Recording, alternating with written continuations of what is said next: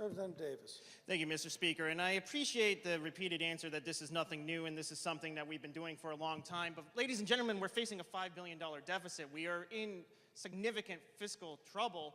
And doing things the way that we used to do them is not the way to do them in the future if we're under a fiscal crisis. So for us to continue to say that we're going to pay individuals through state taxpayer money to not conduct state taxpayer business, not pick up the elderly woman that falls in the nursing home run by the state, not help the person with disabilities, or not file the correct paperwork when you go to DRS or DSS, but instead do union business, to me, to then increase the number of people that are doing that under the guise that we're being told we're reducing union membership and union state employees, yet we're giving them more people to do that union business on the state taxpayer dime. Sir, I find that to be reprehensible at the least, and certainly something that I don't support and something that we should be negotiating to get rid of or to do away with, not negotiating to increase and give more to any of these public employee unions during this fiscal crisis. And I thank the kind gentleman for his answers. I'm not going to go through each one of these contracts and ask specific questions, but it's important to note that what we're voting on here today is doing exactly that. We're taking what was done in the past and we're pushing it off into the future. We're saying this agreement that was set to expire actually did expire in June 30th, 2016, that we're operating under this current clause now to be under that same contract, that we're going to take that and move that forward and make some changes to it. Then we're going to take the benefits side, the health care and the retirees, and move that from 2022 and move that to 2027. And to put that in perspective, someone who's in like second grade right now would have to graduate high school before we can make any changes to anything that we pass right now. That's crazy. That is crazy. My daughter is 2 years old.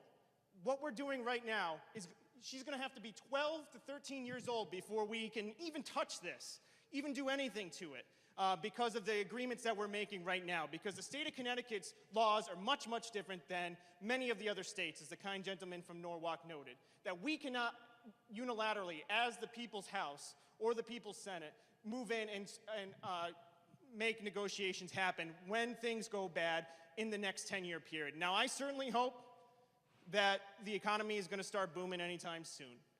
But I fear that in a 10-year cycle, with any economist that you talk to, things are going to go down at some point. Unfortunately, what we're passing here today in this 5-sentence resolution, this 5-line resolution, 1 sentence, will hold our hands, tie them for not just the next biennium that we still haven't even passed yet, but for 10 more years. From today till 2027.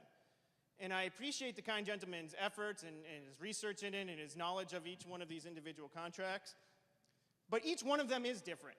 And each one of them should be voted on separately because each one of them has many good things in it that I think we could all agree to.